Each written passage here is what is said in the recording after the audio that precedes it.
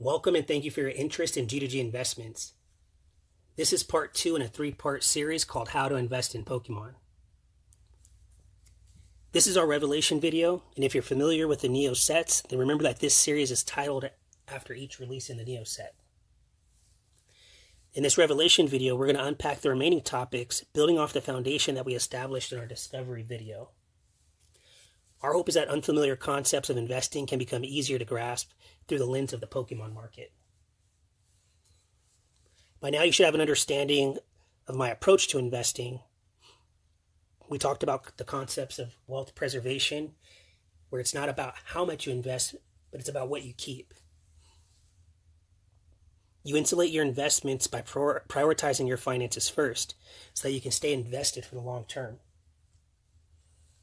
Wealth preservation is not going to make you the most amount of money in the shortest time frame, but that's not our goal. Our goal is to focus our investments into a smaller range of positions using analytics and research so that we can maximize the time we've spent in the Pokemon market. We protect these investments with our research and with our intentional behaviors. So instead of asking the question, can I afford to invest in Pokemon? We use the discovery video to lay a foundation and give priority to other areas that should have our attention. And then we be able to ask, how can I afford to invest in Pokemon? And then it's those answers that get worked into our goals for investing for the long term.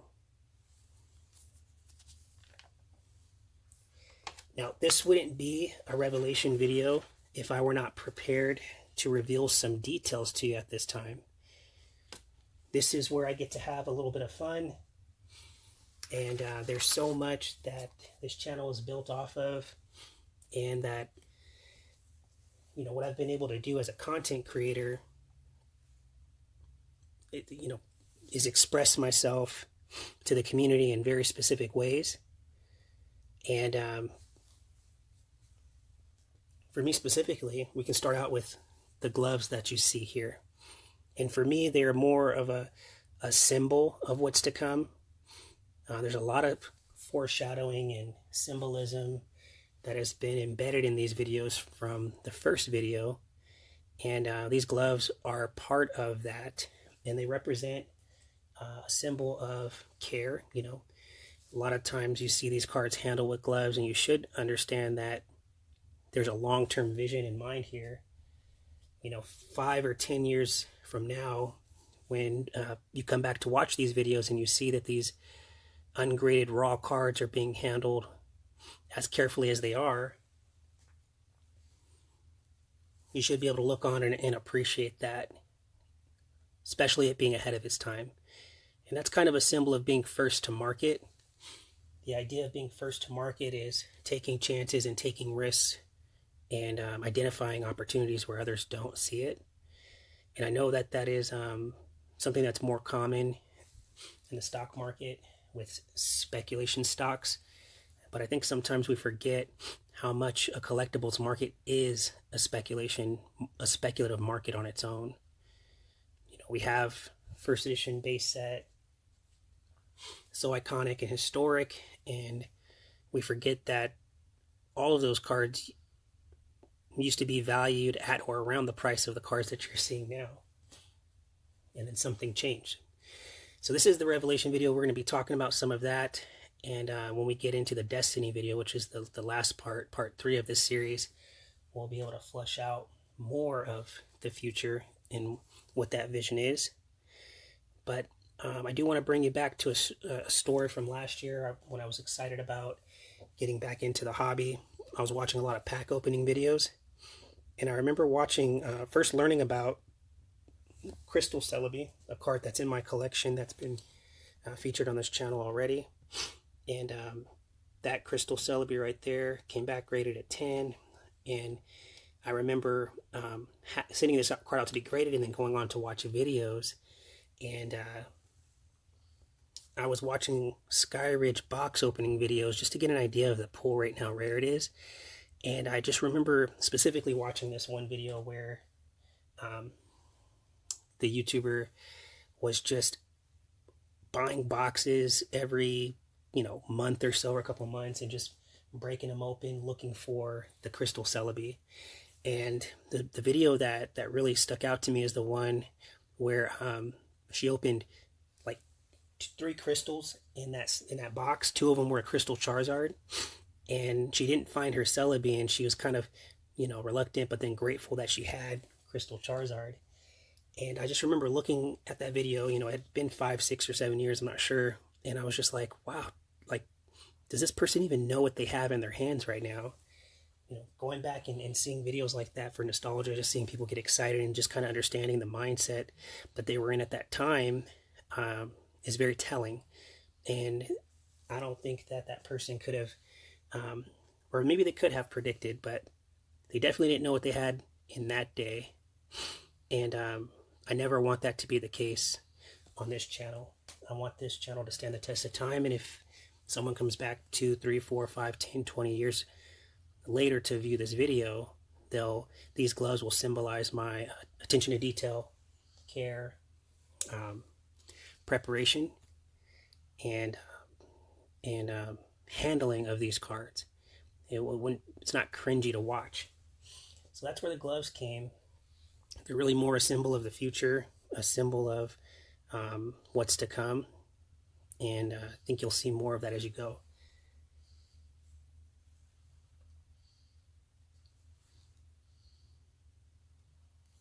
So there's also another concept that exists within this community, and that concept is the concept of greed to generosity.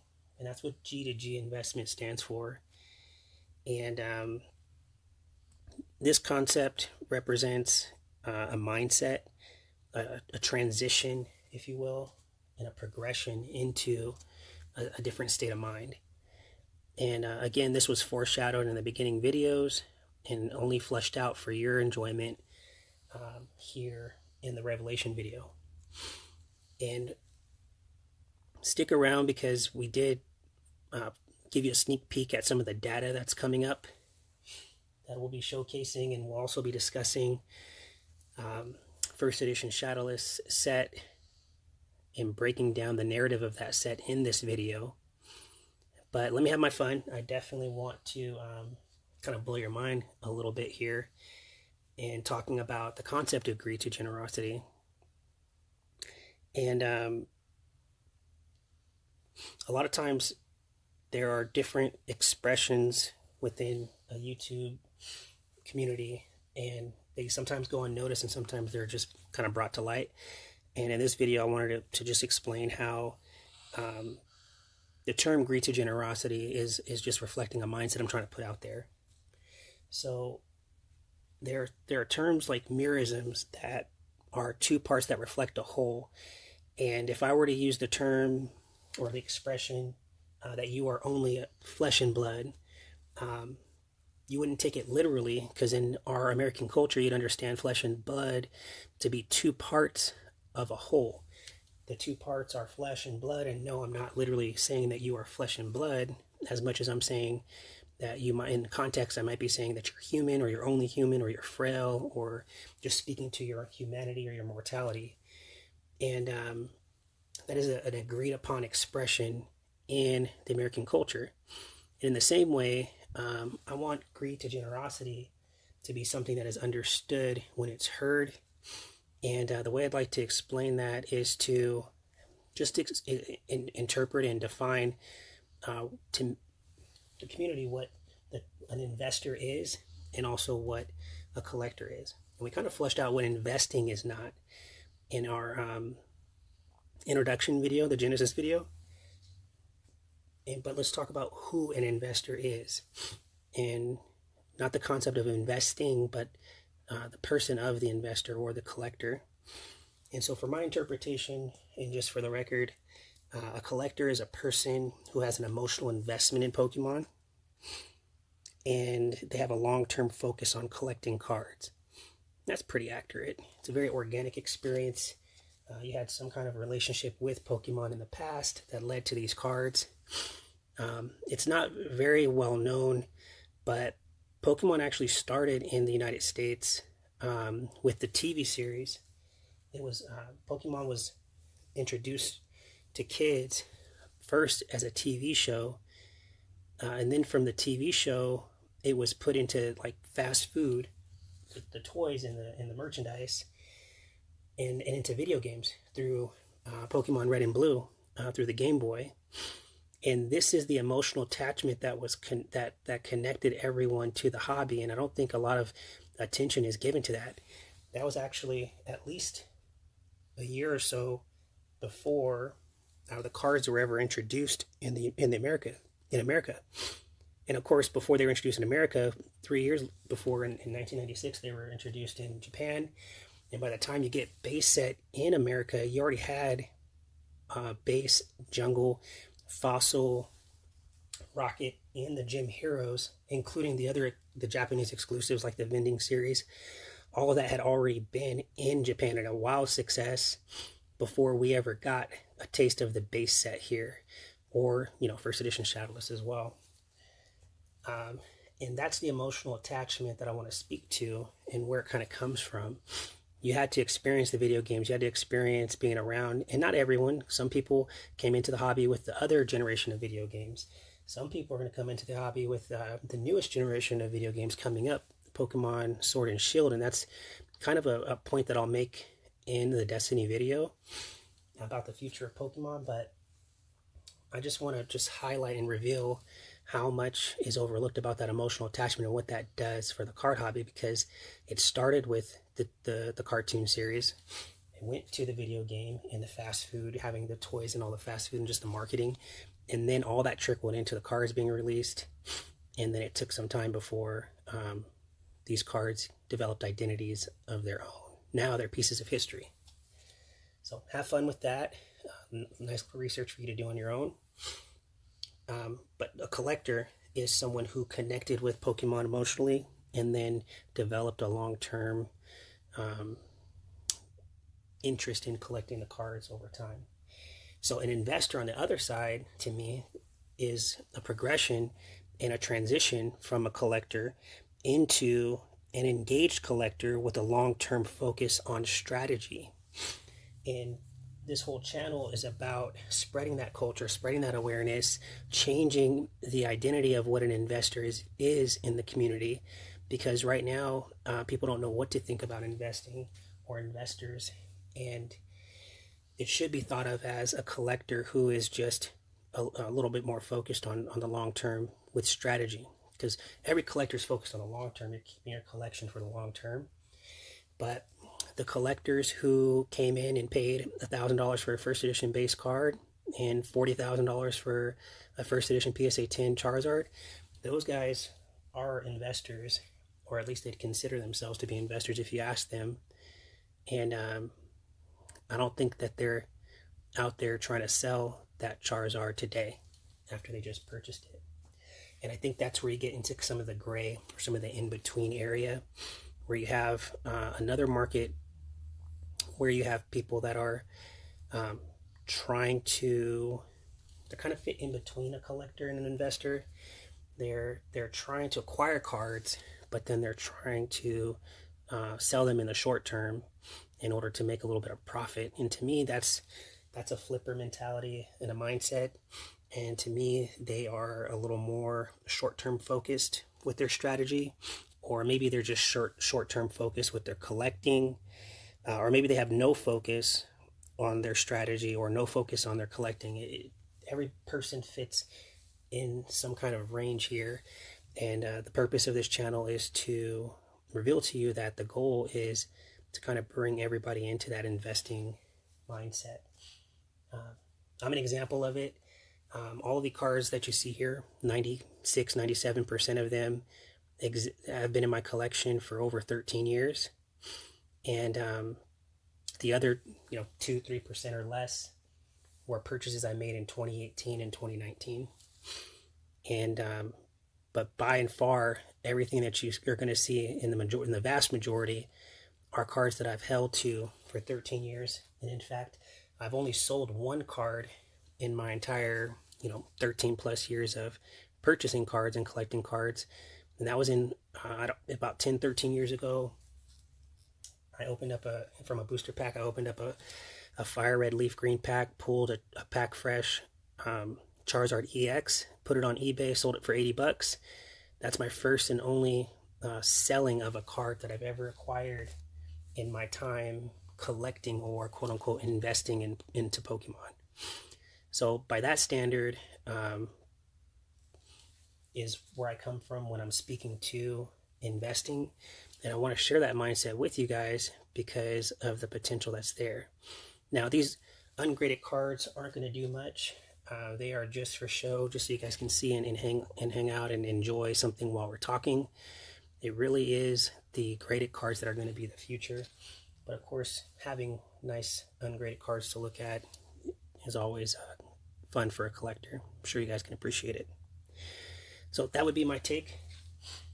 We're going to shift gears a little bit and get into some of the topics that I have prepared for you guys, which are those core ideas and that foundation being expanded on and unpacked. The first being focusing your investment. So we're going to touch on focusing your investment. We're going to talk about building your position and growing your position and researching your investments. And I do want to start with the idea of focusing your investment. So when you're trying to really reach for this mindset of investing and you're wanting to, you identify when you're engaged as a collector and you're wanting to have a long-term strategy, strategy is going to change and adapt over time. One video that could tell you everything you need to know about strategy would only work until the market adapts, changes, corrects, and then new opportunities are discovered.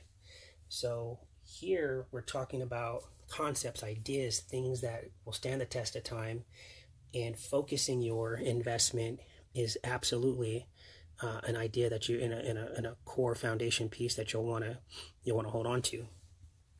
So focusing your investment's about narrowing down what you want to do, prioritizing, creating a goal, prioritizing, and putting a focus around your investing. So you got a nice range of cards that are being showcased in my collection. But in terms of investing, I have 2 or 3 positions and just maybe a handful of ideas of how I want to diversify my portfolio and how I want to put large amounts of money into my investment portfolio over time.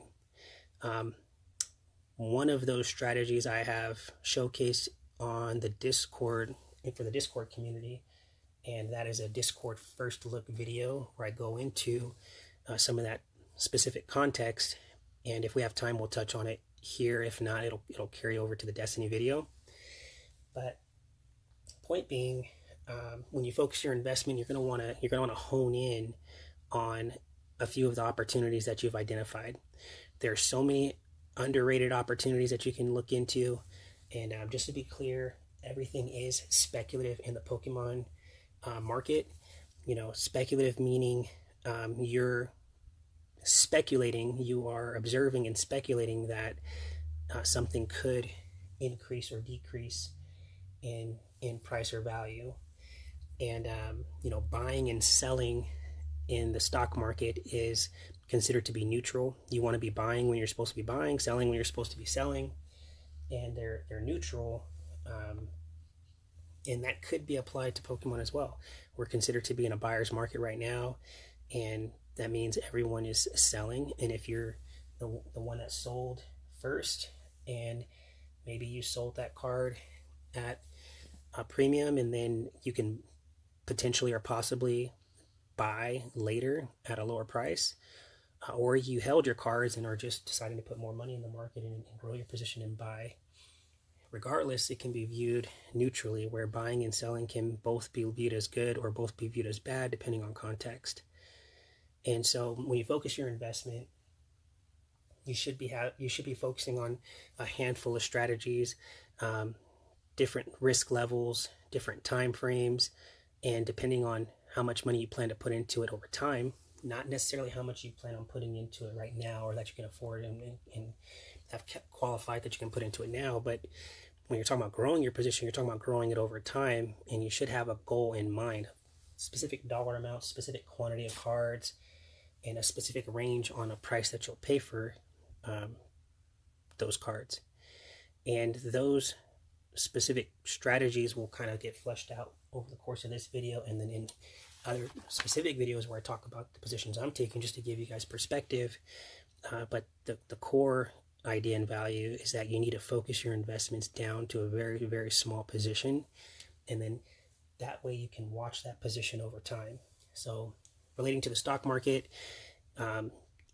if you were wanting to do your own independent investing into the stock market through a individual brokerage account, a good rule of thumb in the investing community is that you want to have $10,000 in capital, and then you want to invest into a range of about 3 minimum to 5, potentially 5 individual stocks. And the reason why those random numbers and positions are chosen is because you want to be able to allow your research and your investing room to grow. Like, you want to be able to maximize the fewer amount of positions you're in, but then also if you have only 3 positions to watch, or 3 individual stocks to watch versus 20, you're going to have an easier time focusing on those individual stocks. So a lot of people watch the entire WOTC market, and that's fine to have a macro understanding of WOTC, but you'll definitely want to get more specific. Unless you're collecting everything in WOTC, which I'm trying to get everyone away from.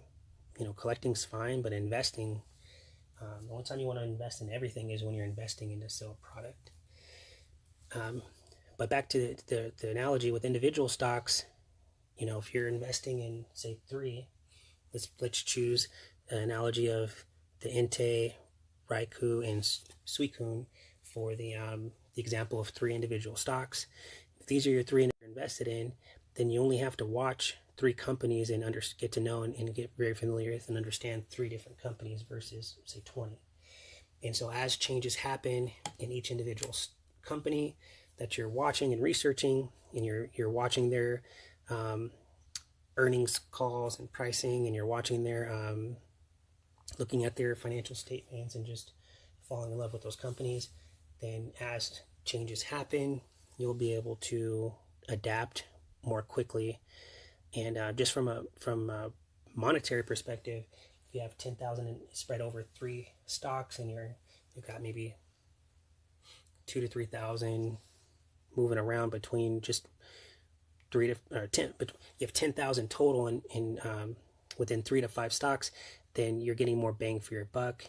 If one of your speculations are a success, you have enough invested in that to see a marginal impact, a significant impact, versus just being spread thin and just having a lot of ideas and not much for execution. So a lot can be explained there, and that we can get into later, but focusing your investment is absolutely important.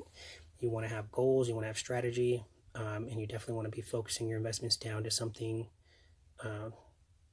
that you won't drive you crazy looking at every single card in your collection and trying to evaluate each one in real time.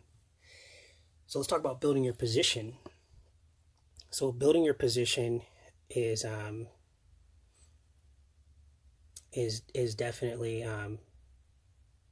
after you have your focus. So let's say we have the example of Raiku, Inte, and Suicune. If those are your 3 investment choices, your focus, then you're going to want to start building a position in them. And a couple of rules of thumb I have for you. We know that in the first edition base set that the first edition Shadowless Charizard has 120 copies of the PSA 10. And so that's about 120 examples of it. And if we just round that down to 100, because Chansey, for example, has like 45 or so copies, and so there's a nice difference there. But if we just round it down to 100, if you owned one of those 100 and you own 1%, of course, if it's first edition Shadowless Charizard, you're okay, you're doing okay. But imagine when they were, let's take you back to a time when first edition Charizard was $300 or $1,500 for each card. That wouldn't have been too long ago, relatively speaking, compared to the price that it is now. But let's say when it was 1,000, or you had opportunity to pay 1,000, or maybe 500, or maybe 300, or maybe 1,500 for first edition Charizard. Let's say you just got in and picked up one. We know what that would look like, but let's pretend that you did some research and you were first to market, and you were the first one to pay 1,000 for a shadowless Charizard because you saw the potential of where things were going in the market, and you were kind of first to market in that sense. And let's say you decided to build a position into the first edition Charizard. Well, if you would have taken a 5% position, you would have picked up about 5 cards. And of course, it's easy to do the math on that now, looking back.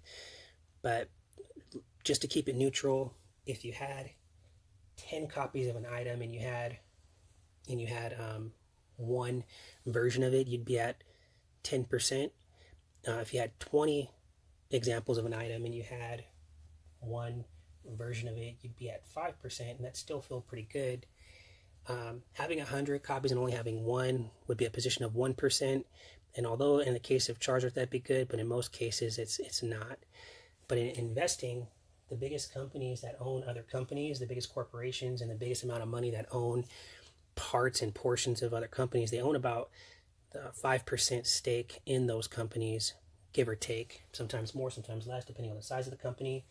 But the people who own the CEOs or the heavy influencers that own a large part of companies tend to hold a position of around the 5% mark. And I think that's a good rule of thumb, is to try to build a 5% position, or just to give you something that's just more numerical, 3 to 5 examples of something that you want to focus into. So when you're talking about building your position and you're wanting to get into a certain investment and focus on a certain chase card in a set, or a certain category of investment, or a certain card, I would say a good rule of thumb is to grow into that position or build that position starting with 3 to 5 copies of the card, and typically we're talking about PSA 10 graded cards there, and then over time growing that position to around 5%, whichever comes later. So if 3 to 5 examples of a card already exceeds the 5%, you might be okay. And in other cases, if there's a lot of copies of that card, and just having one is never going to be enough. If you have one, I would consider you a collector. Good job, you collected a card that you wanted. And if you have 2, you're getting there. You definitely have a lot of interest in that card, or maybe you were first to market. But if you're investing, I want to see you with 3 examples of that card in order to consider that something you invested into. So until you've invested into it, you've only demonstrated your interest in it by collecting it, and then maybe you're building a position into it, but you're definitely not invested into it until about let's say 3 to 5 examples of that card in your investment portfolio. And of course, this is just not the letter of the law, this is the spirit of the law, so it can be interpreted as a guideline, but that's the guideline I'd like to leave for you guys. So that's how you focus. And then building is taking time, strategizing, knowing how much you're going to put into cash reserves in order to execute, to getting to that number, that goal that you already set, and then executing to it. You don't get into a position just by buying it all at once. You don't have to. You build your cash reserves over time. You watch for your opportunities, and you take advantage of the opportunities when they come. You don't need to force it unless you're just really eager to be first to market. But in this climate, it is a buyer's market, and so you definitely have time to make those adjustments and to build into your positions. And I gave an example in a recent video where I talked about why I'm moving 5% of out of the stock market into Pokemon market, where I showed you an example of where I was speculating on some stock market investments. And I gave you the whole story of how I got into position, was building a position, and had to adapt in real time to the environment that I was in. And part of that learning experience and just kind of going through it led to just saying, you know what, if I'm going to do all this speculating and, still needing a lot of luck and a lot of timing just to kind of get it right or to get out ahead, then there might be something to this Pokemon thing in terms of speculating, because it is very similar. And so that that's the point I want to bring you to when you're talking about building into a position. You're gonna have to adapt with the market. So this is not the letter of the law. It's just the spirit of the law that I want you to take away from it. All right, so we are going to move into the next portion of this video, which is going to be researching your investment. And for that, we're going to have to jump around here. So bear with me here. This is a set that needs no introduction. We're going to be breaking down and doing an in-depth set analysis of the first edition base set, also known as first edition shadowless base. So there's a lot of information to take in here. This is a screenshot of a Excel spreadsheet that I have some data points on, and I'm going to cover all of the category or all of the columns, and then we'll get into the specific data. We'll talk from an overview perspective and also dig in, and then from there we'll go on to see how this set correlates with other WotC sets that were released in just right after first edition base. So just to start, we're looking at data from the population report. It's covering the first quarter of 2019, and it is important to set clear parameters when you're looking at your data. That way you can, when you're doing a technical analysis, that way you can be fair, consistent, and have a way of getting results that are going to be comparable to each other. So you have quarter 1 of 2019, then you're going to want to do something like quarter 2 of 2019. You might want to do the year 2019 as a whole, or 2018. And you can notice here at the top we have 2-year sales going on for a big overview idea of the activity that's been going on in the set. And you can break that down to just quarter 1 sales also if you wanted to dig in. But you're going to find out very, very quickly that what you already know is that there's no need to understand first edition base set at this level. Although it does help to have the numbers support what you already know intrinsically, what you already feel about the set. You know it's scarce, you know it's rare, you know it's the holy grail of sets, and you know it has its own identity, and you know why. But if you've never had the pleasure of taking a look at the numbers and letting the numbers speak for themselves, this is absolutely a treat. So do indulge a little bit. So every set has a certain number of chase cards, and it just so happens that all 16 cards in the first edition base set are chase cards, and for obvious reasons. It is the most scarce set, hard to find set, lowest population of gem mint 10s, and not in every set in terms of just popularity. There are many sets that have less than 100 copies, less than 50 copies, less than 10 copies of gem mint 10s, and in those sets, those cards doesn't directly correlate into the price of the card, and that's an important note that we can touch on in a moment. But there's so much that variables that bring first edition base set above every other set, and it can't be imitated organic, or it can't be contrived. Like it's a very organic experience that this set has grown and blown up to be what it is today. So go ahead and look ahead. I know you can't help it. That's why it's there. But we're going to be dealing specifically with Gem Mint 10 PSA graded cards. Let's talk a little bit about where this data is coming from. I'm going to move over to Pokemon Price here. PokemonPrice.com. This is one of 2 areas where you can get some data. You can get more accurate PSA serial numbers and in-depth if you go directly to the PSA website, psacard.com/pop for the population report, and that will give you more information at your fingertips. It isn't always needed, but if you needed to dig in and you wanted to have the most up-to-date accurate information, you definitely want to consider PSA as a source, because that's where everyone's getting their data. What Pokemon Price is doing is they're pulling the data from PSA and over time, and they're updating their website with that information, including sale prices. You can get all of the auction information. And just to be fair, these are only public sales that are happening primarily on eBay.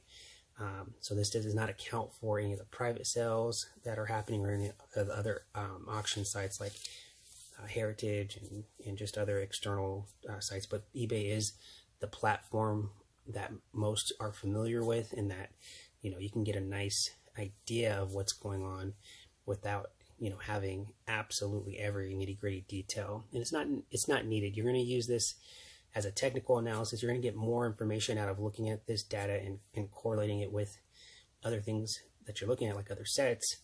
And you don't need, depending on how deep you want to go, you can absolutely go. This is already considered a bit overkill, and it's just something to give you that visual so you can look at it and just really start to understand your investment.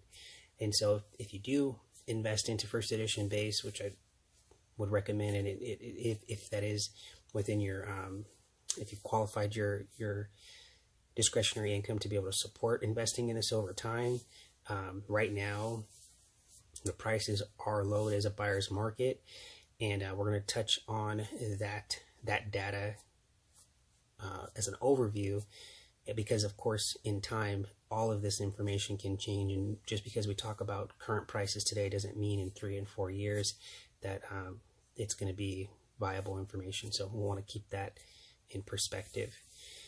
So we're dealing with specifically the Gem Mint 10 versions of these cards. In most of the analytics you're going to do, that's what you're going to want to stick to. It is really difficult to consider the PSA 9 in your analytics. You want to observe the PSA 9 population, but because of regrading, which is a very real factor that is out there, it is surprisingly not that difficult to break open a PSA case, take the card out, and resubmit it for grading. And that's been done in order to, because PSA is subjective and their grading process can be, I don't know how to explain it, but you can send a card in and have someone else look at it, and then it come back a different grade in your favor or the same or otherwise, due to its subjective nature and the process that they put the card through. So regrading is a real factor to consider, and you don't have to worry about that with PSA 10s, because more than likely once you have the PSA 10 version of a card, that card is not being broken open and regraded for any reason. So you want to observe the PSA 9s. You do want to have an idea, because having the difference between a PSA 9 and a PSA 10 might tell you what you already may know, that a card is easy to grade or difficult to grade. You can get a nice little ratio there, but you're never 100% certain on the PSA 9s, and that's why you want to be careful with it. So for analysis purposes and going really deep, we want to look at the Gem Mint 10s. In this example, this spreadsheet, we have a 2-year sales. So it's every card sold in the last about 2 years. So anything that was sold in 2017, in 2018, in 2019, the beginning part of 2019 have all been considered in these numbers. And I took these numbers and took each individual cell and combined all of it to give you the total sales column, so you can see how much money is actually put into each of those cells. And then that'll start to give you an idea of a few other data points. It'll just start automatically populating the average cell. It'll give an idea of the market cap. The market cap is just relative to all of the cells or all of the cards, ranked how much money is put into each particular card, and that's going to generate your market cap. There's even an average market cap as well. A couple different things you can do with that data, and so you just get an overall idea of what you're looking at from a bigger picture. Now, it is not required to do every single card in a set, but you can just get in there and have that data just because you're already doing the research. But you could also do something like change this format and have your portfolio included, just to have this data to be able to look at it in a snapshot. So it may not be first edition base set as a whole, but you may have whatever portfolio, your 3 to 5 positions, and you can have their data in one spreadsheet. There's a couple ideas that you can play with here, but in this case, because first edition base set is so iconic and every card is a chase card, is definitely the way you want to start. Let's look at something that should be very, very noticeable, which is the low amount of sales in a 2-year period. 200 sales in 2 years on 16 cards. The first thing you'll notice is that number is very low, and I want to kind of put that in perspective right away for you. If you take a look at another chase card from the first edition Team Rocket set, you have Dark Charizard, and Dark Charizard alone has a population of Gem Mint 10s of 351, and 351 is enough to completely overtake first edition base set. If you add up Charizard, Blastoise, and Venusaur, you're going to get 345 Gem Mint 10s compared to one card, Dark Charizard, in another set with 351. And then if you look at the sales of the Dark Charizard in first edition Team Rocket, it is a popular card. It does sell, and it's had 90 sales in the last 2 years. And when you combine, again, base Charizard, Blastoise, Venusaur first edition, they combine for a total of 70 sales in a 2-year period. And so when you start to make these kind of correlations, again, this is something that no one has to explain. The set speaks for itself. But when you start to look at what the numbers have to say, and that's all you're really doing. You know what you feel, you know it emotionally, you know what you've seen and what you've experienced. But when the actual numbers are just speaking out, you can see the scarcity, you can see the rarity, you can see the fact that these cards are being held, not sold, and it's pretty consistent. You have an average of double-digit sales, but nothing too out of the ordinary. Venusaur has sold the most out of the trio. Charizard, Blastoise, Venusaur has the most sales at 33, and you really just start to get an idea of how all this works. And one of the biggest correlations that I've seen in the sell prices, yes, the scarcity, it's really popularity. Popularity in the market trumps almost everything. Rarity and just popularity. Not to be confused with population, because you have Chansey at a population of 46. So if somebody was out here trying to complete the entire first edition base set, there can only possibly be 46 people out there with the entire set, and we know that's not necessarily the case. So it's going to be less than 46 people in the entire Pokemon community that have a first edition base set of the entire collection of the first edition base set. And there are other exceptions to this, like we have full sheets and different things like that, where they would people just automatically have that collection on hand and framed. But in this sense, I'm trying to say that for PSA graded 10 copies of this set, it's impossible for everyone to own the set, and it's impossible for everyone to even own the Holy Grail of the Charizard. At every point in time, there's only been less than 120 versions of first edition Shadowless Charizard, and that is absolutely low compared to the amount of interest and the amount of popularity that is in this hobby within Pokemon and even outside of Pokemon. And so those kind of things start to stand out and start to speak to you. It makes sense. It does make sense why these cards are absolutely priced the way they are.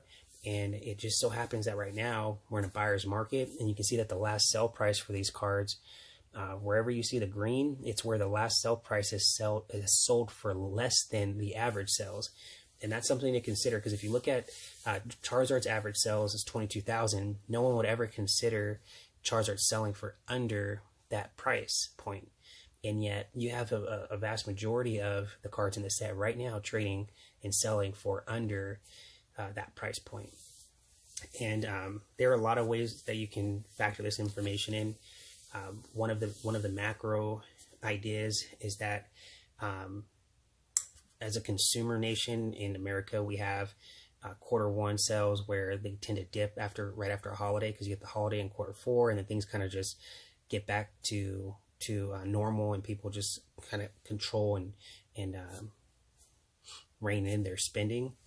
In the Pokemon market, that can be true too. The summer sales and the second and third quarter sales do tend to be a little more from my research. I've only just researched price points. You can get dates from Pokemon Price, and you can kind of get an idea of when things were hot. And there's definitely the boom from Pokemon Go that showed a lot of sales. But I think more important than those ideas would be something like understanding that there are people that have been invested in these cards for a long time before these prices were ever what they are. And just because, I'll just give an example up here at the top. We have Alakazam. It sold for $2,800. There was a recent sale after first quarter, and it sold for about $1,900. So you have the last two sales of Alakazam, first edition, Gem Mint 10. One sold for $2,800. The one after that sold for like $1,900, which reached under the average sale. And even though it's selling for less, the person who sold that card may not be getting less per se. Yes, they're not getting as much as the last person, but it's relative, because the person who sold the Alakazam could have had the Alakazam when they purchased it for several $100s. And in that sense, a sell is neutral. Again, buying and selling is neutral.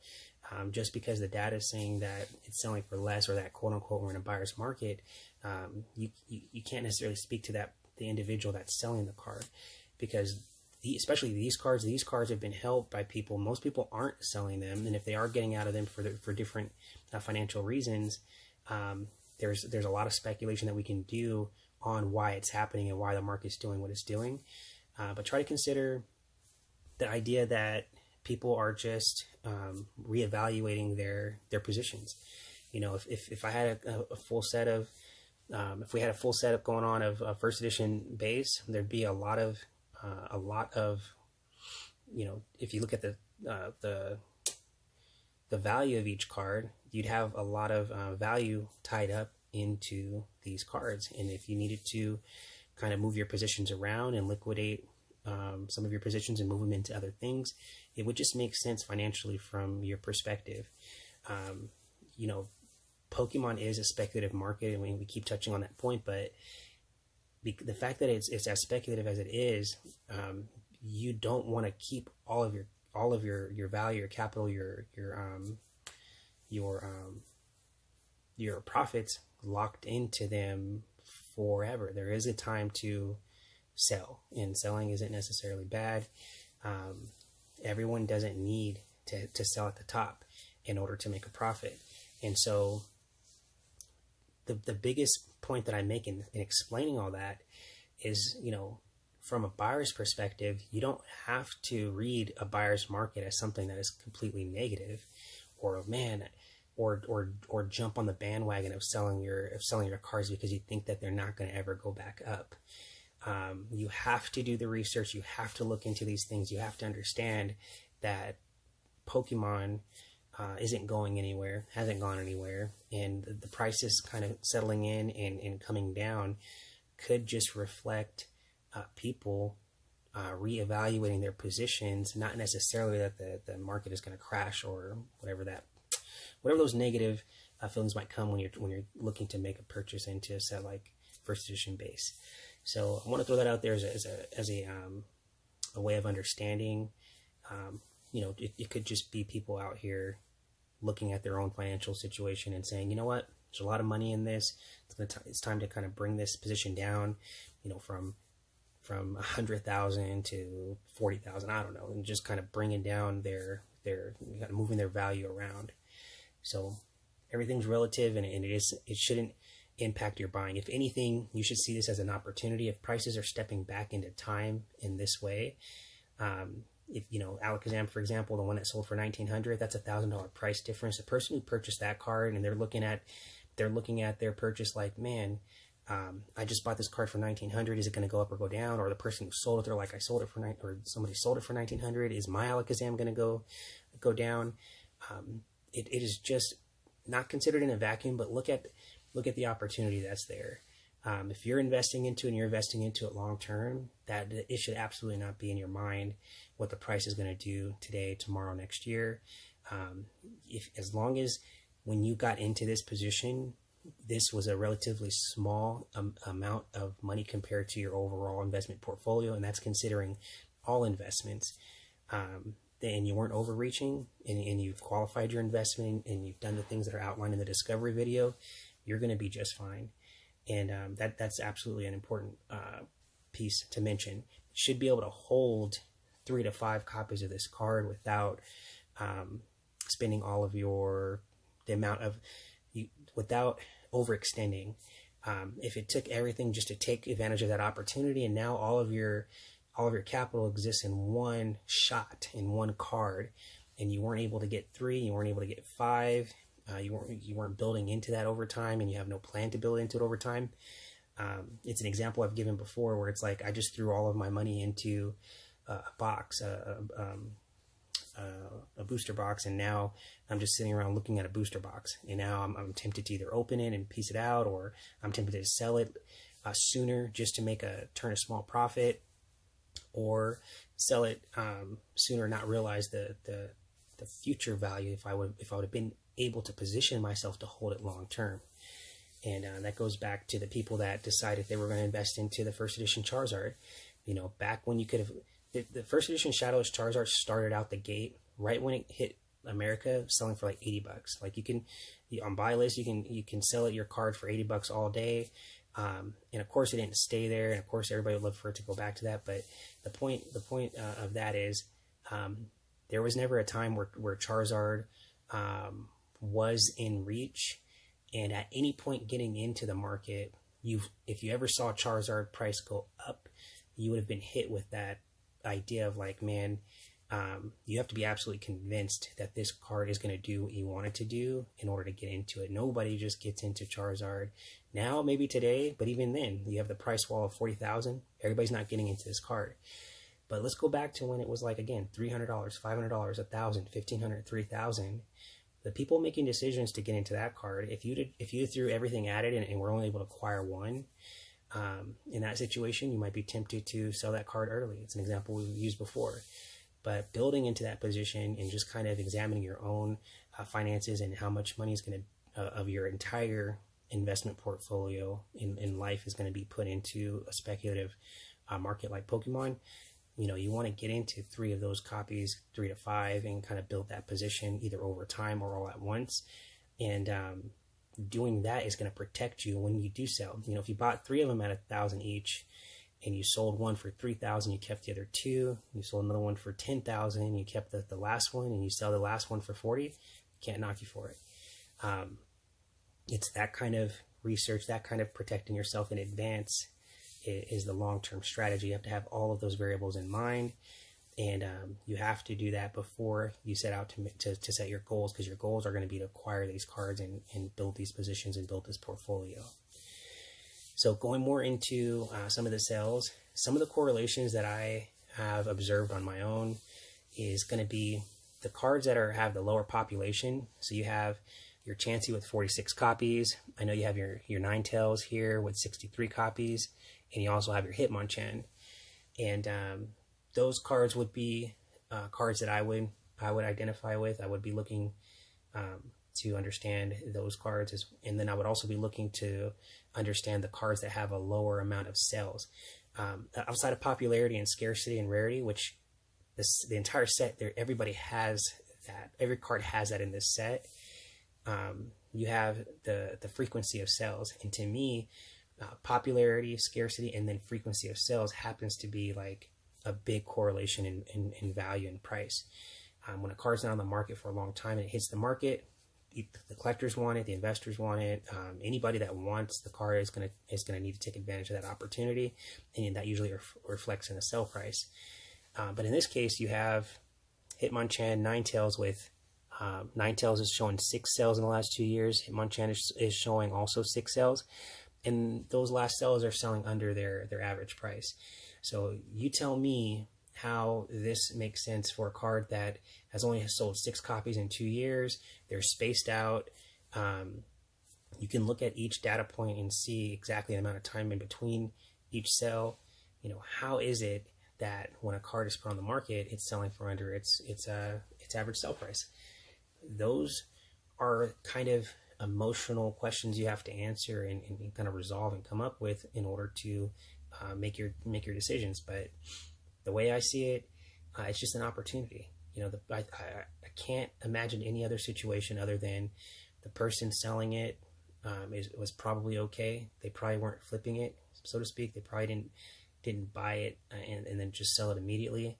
Not to say that people aren't doing that with the first edition base set, but the idea is that they're probably less likely in this set than other sets.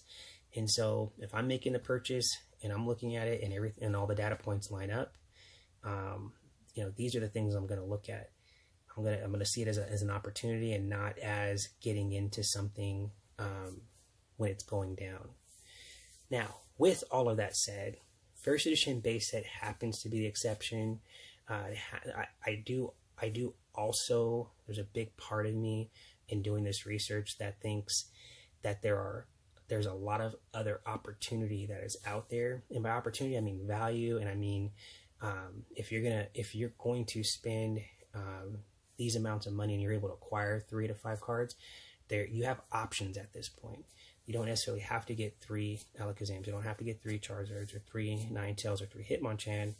The people that were first to market on these cards and already have acquired the positions, they're in position to sell. Even in a buyer's market, these people are in position to sell these cards because they're not going to lose in this case, regardless of what the market's doing, and they can do more with that capital by unloading that position and kind of moving it into other opportunity. And that should be something that they should consider too.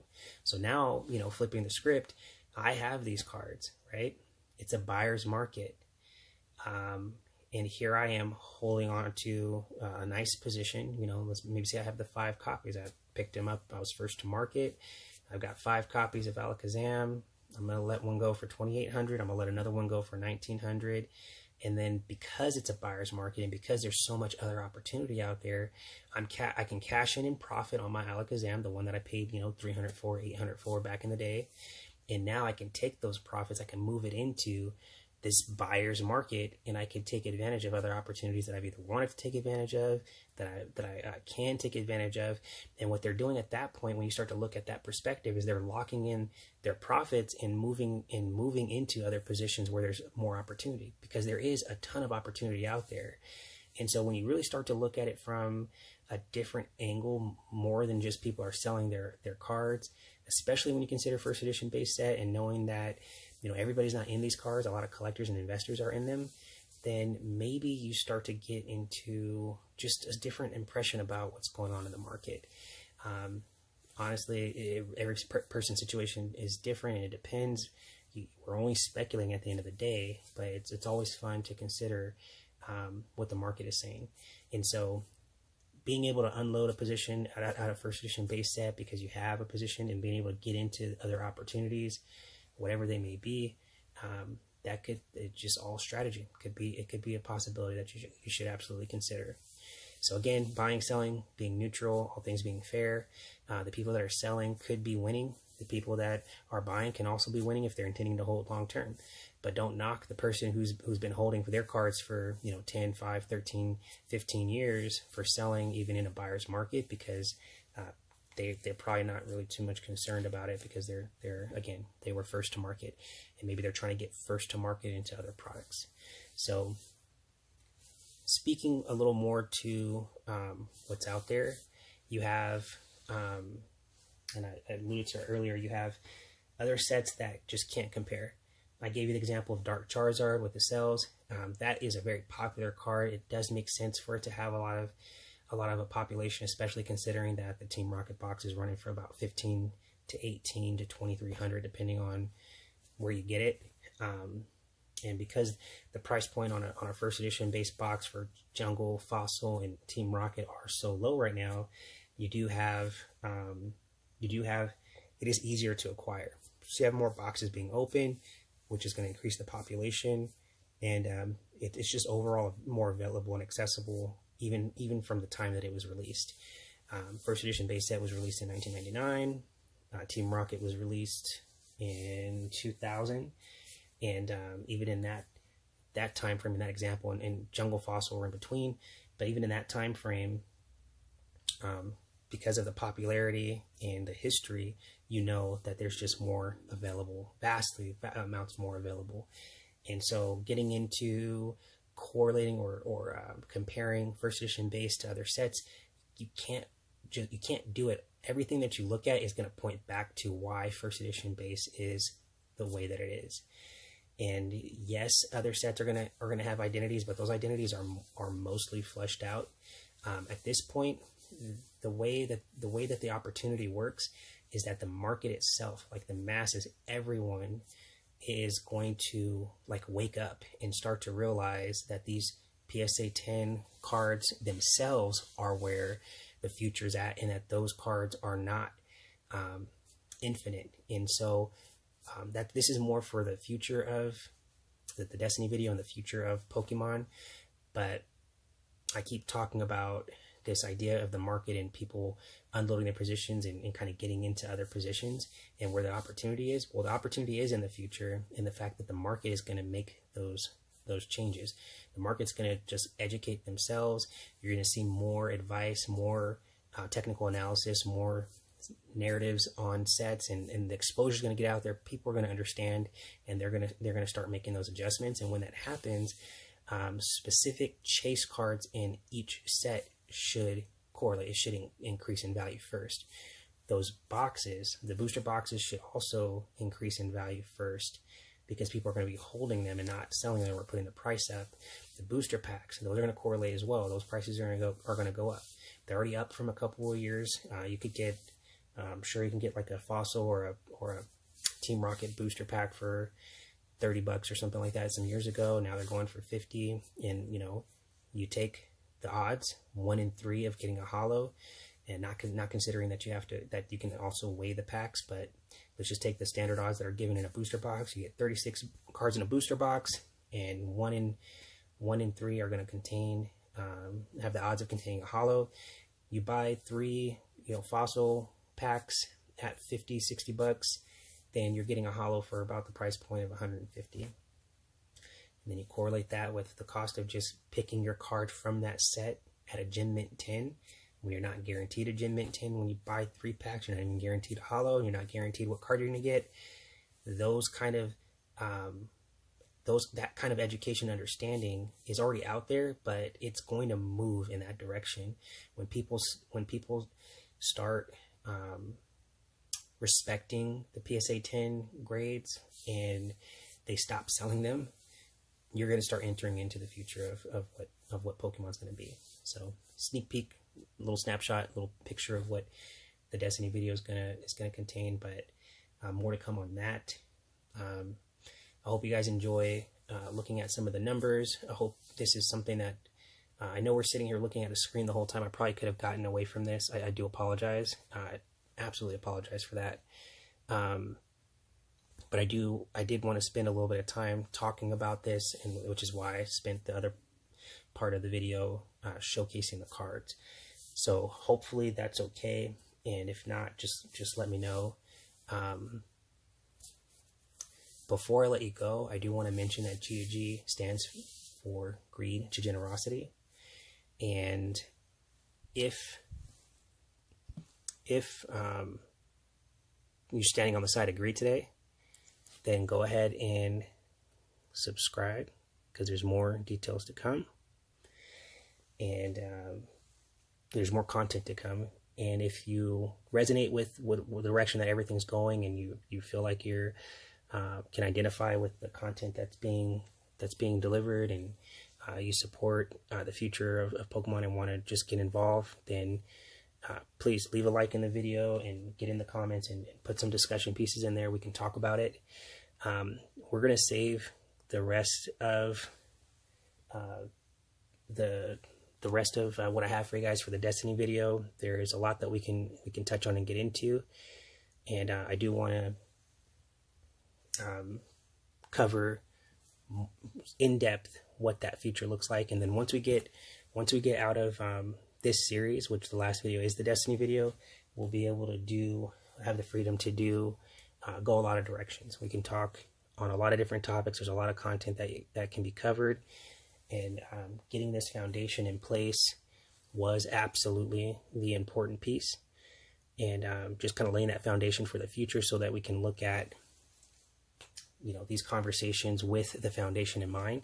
So we're talking about building positions. We all know what we're talking about when we show actual sales and positions that we're taking, and we're all discussing as a community. We can really understand that everything else was in place. The foundation is there. You don't have to ask the question. We just know, we're all here for the long term.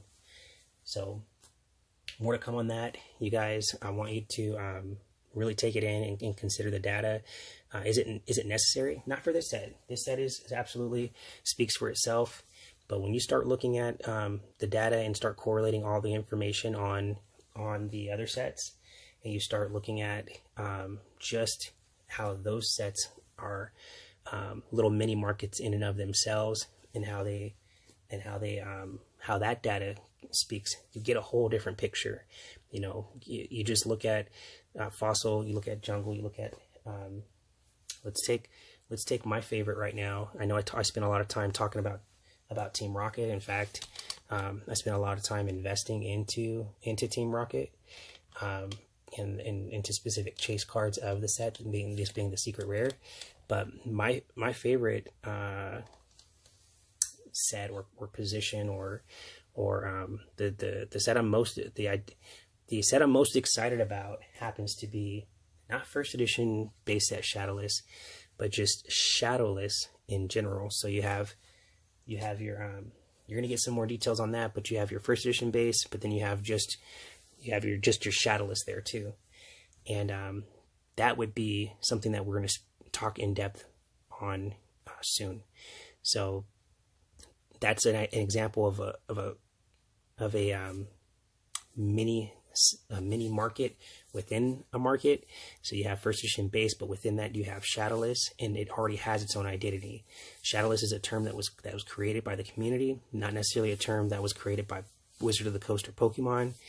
And so it is an example of something that already has an established identity, and yet the prices don't reflect the identity that it's already created for itself. So more to come on that. Get excited for the future, guys, and